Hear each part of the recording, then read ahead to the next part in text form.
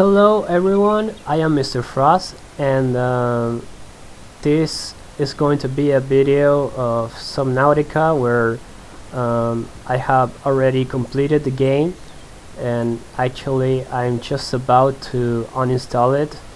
But before I do that, I kinda want to show you guys like all of the bases that I made and the resources that I use in order to beat the game. Not really for the purpose of providing guidance, but more as a curiosity for those who are interested in that kind of stuff. And well, here's the life pod in which we start the game on, and which pretty much just always stays here, and it never like really runs the risk of being attacked, so it is like the safest place ever. And well, here's my CMOD, welcome aboard, Captain, which kindly greets me as the captain of the ship, so thank you very much. Now we are going to head towards my first base outside of the life pod. And I actually had three CMODs in the whole game, and the first two they were destroyed. The first one, it got wrecked because I wasn't paying too much attention to the amount of health it had, and so I was careless, and I wrecked it by going through some damaging objects and stuff. And the second CMOD that I had, it actually got destroyed by a ghost leviathan, which is a little bit more common to happen, but it got me by surprise because I was inside the CMOD when I was being attacked by the ghost leviathan, and I thought that if I left the vehicle, the ghost leviathan was going to go after me and leave the CMOD alone, but I was wrong. Like, the ghost leviathan actually took some time to properly finish off the CMOD before going at me, so I had this story of being chased by a ghost leviathan and losing my vehicle at the same time. So here's my first base ever. welcome aboard, Captain. As you can see, it is quite rudimentary. Like, it doesn't have much aesthetic stuff.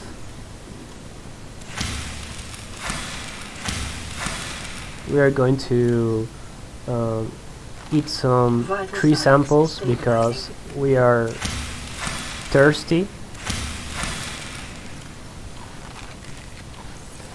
And there is actually no need for me to feed right now, but I just find the message of you being thirsty a little bit annoying.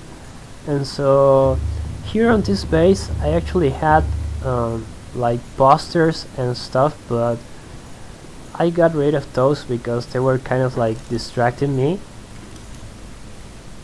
And here's the lockers, which are all empty because I moved things whenever I made a new base, and the only thing that remains here is the laser cutter, which I no longer found use for at some point, so I just left it here.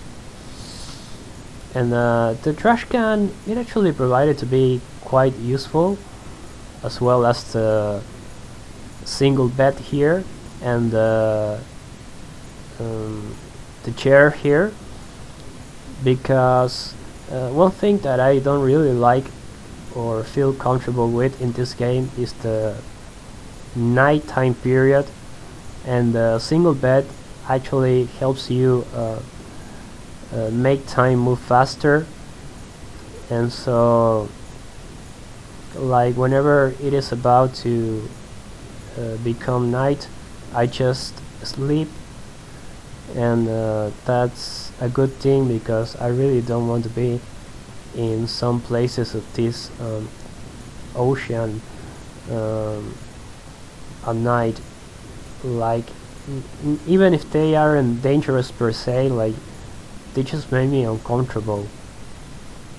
And the chair here, I actually spend a lot of time reading information on the game, like the PDA logs, because while you are being sit, like you know, the hunger and thirst meters don't decrease, so you have actually time to sit down and read stuff without worrying yourself about those meters decreasing. And well, I think that I got a lot of stuff here, perhaps not everything, but I do have stuff like scans on leviathans. Yeah, I actually was crazy enough to scan them all, including the sea dragons.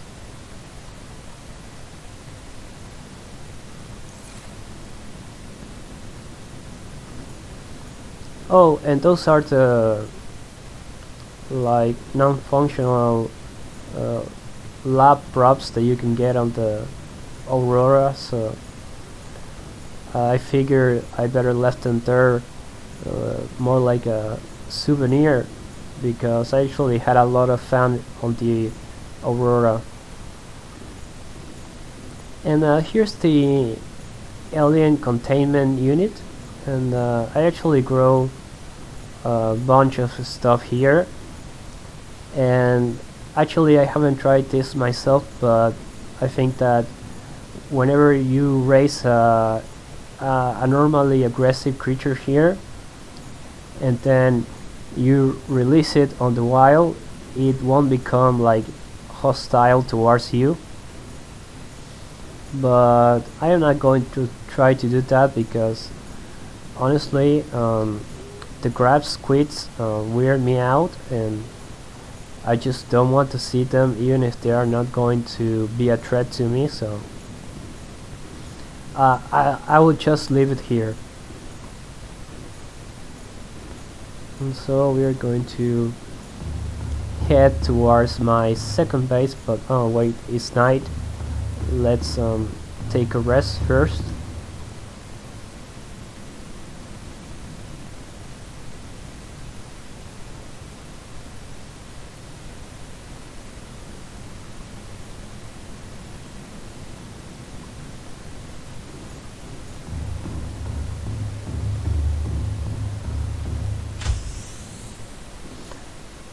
I didn't want to make this base too far away from the lifeboat. As you can see, it is about 400 meters and 40 away from it.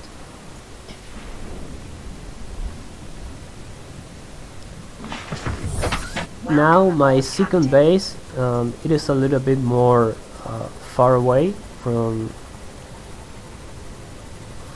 here, and it is totally underwater, so we will say it was my first underwater base.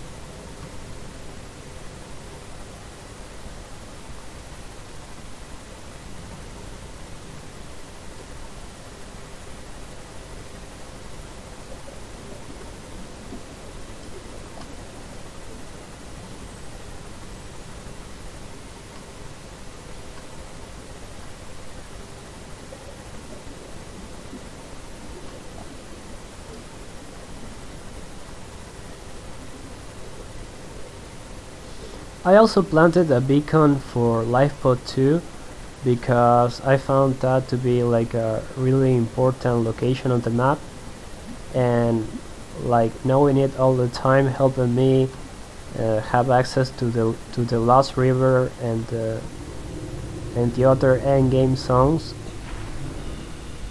So now we are going to enter the base. Welcome aboard, Captain. And as you can see, it is also quite stripped down. We have just the basic stuff like the fabricator, the battery charge,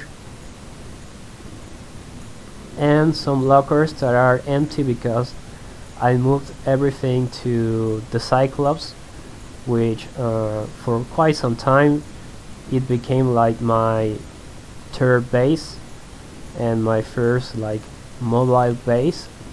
And here's the bioreactor, which powers everything down here, and the bulbo trees, which are like my favorite type of food supply that you can grow. And here's a lantern tree, which I think is actually a nice source of fuel for the bioreactor.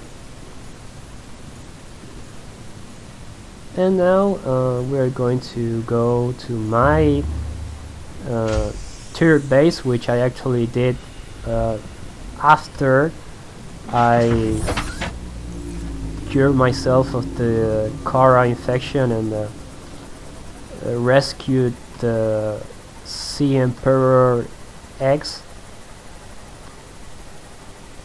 Yeah, I know it really doesn't make much sense to make a third base, but thing is, I made the third base on the alien moonpool zone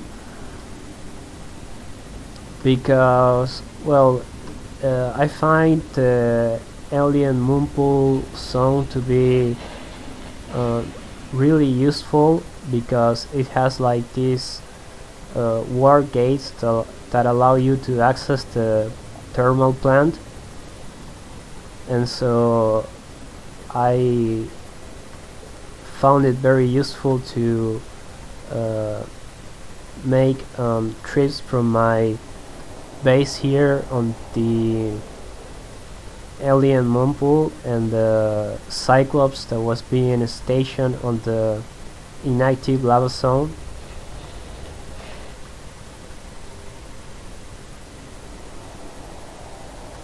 Oh, and there's a brown suit there too, but I didn't get the grappling hook upgrade for it, so it is kinda hard to navigate.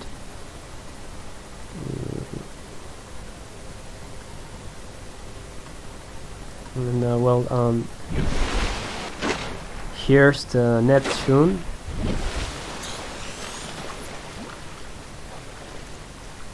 And here's the base, which is quite small. Captain. It really is pretty bare, but I gotta confess that I deconstructed a couple of stuff in order to have materials for building the Neptune. And here's the lockers, which are pretty much full.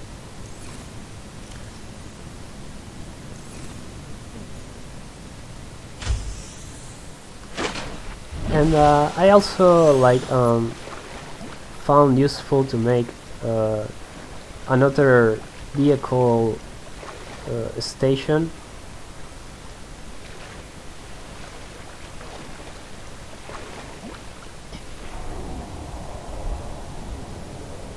And there's my Cyclops.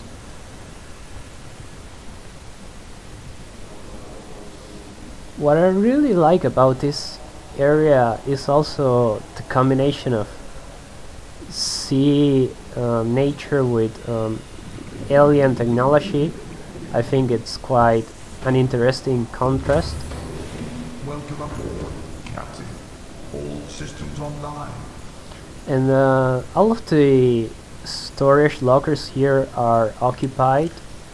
Like, I remember when I first sailed away with the Cyclops, this locker here was full of disinfected water, because I knew that I was going to be away on the Cyclops for a long time and that I was going to need the water, which I did, and actually it felt like I spent an eternity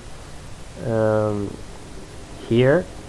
I only wish I would have carried a little bit more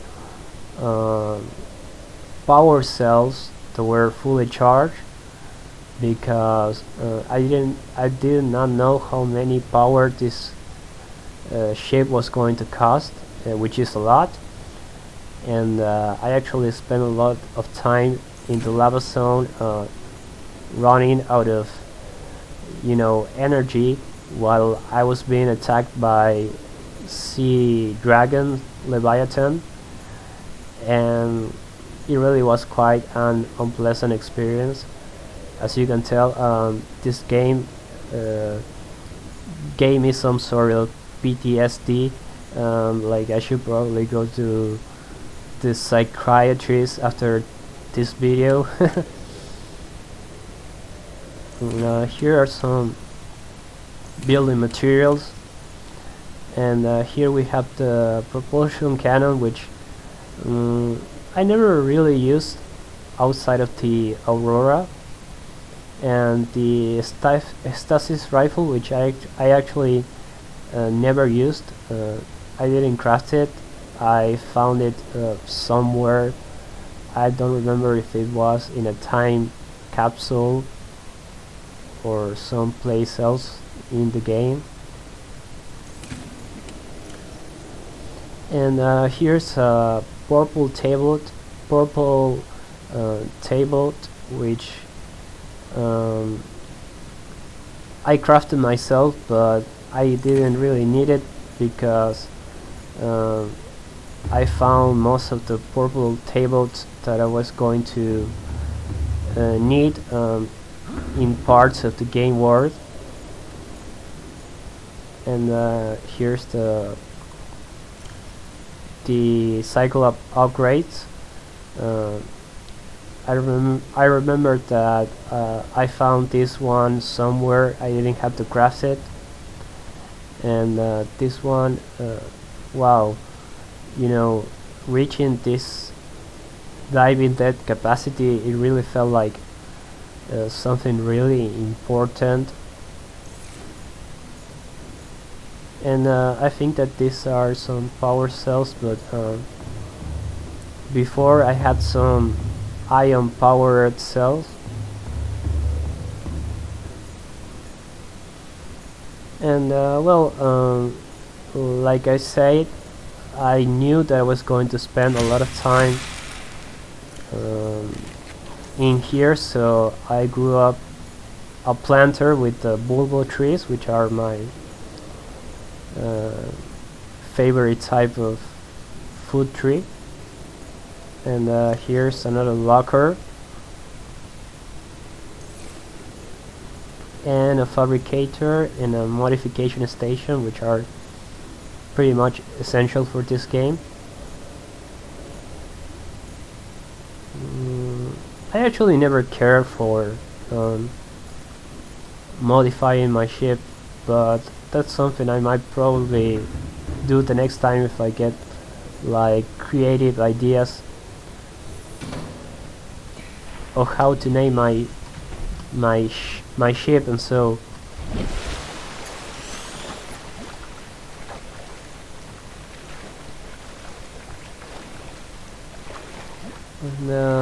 well, here's the Neptune, which is fully constructed.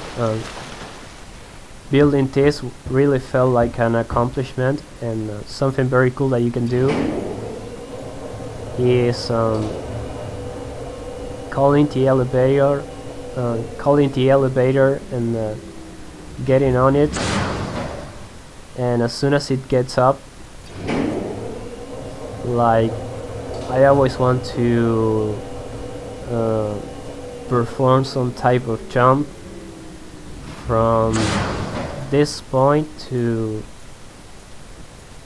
this one, and let's see, we're going to try.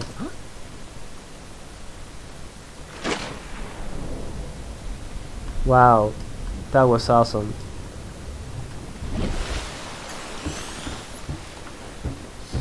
Only imagine if you happen to jump and there's a Reaper Leviathan waiting for you there just as you dive into the water. Kinda creepy, no?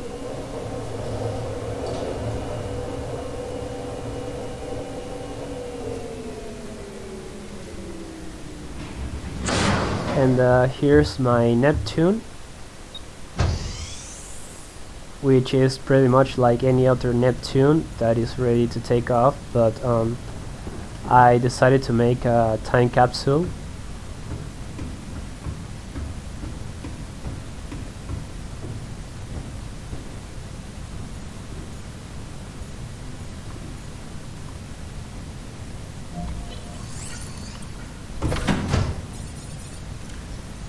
Here's my time capsule. I included these things because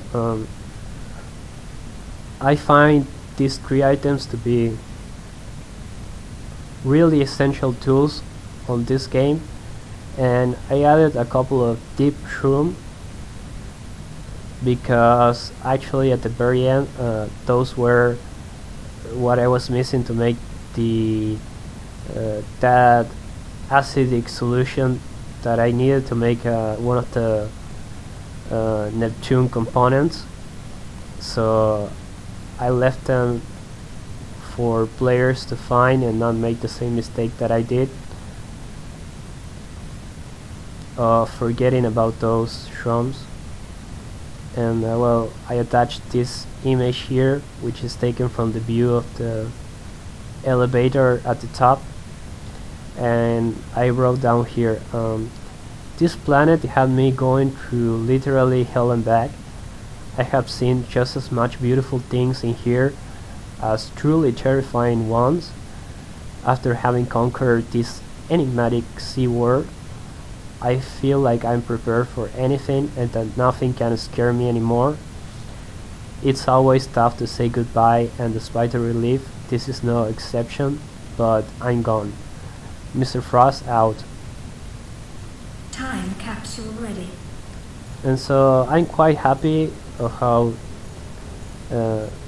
I wrapped up this adventure, and well, I haven't got much to add, so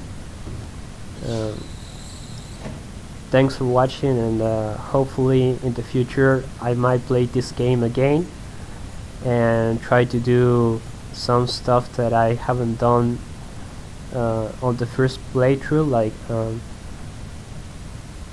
I heard that you can actually kill the Leviathans and that they won't be respawning back if you do. Well, if you do manage to kill them. So I might try doing that if I am playing through this game again and I feel like crazy enough to do that. And it's nighttime again, and well, I'm just going to take a last dip into the water and say goodbye.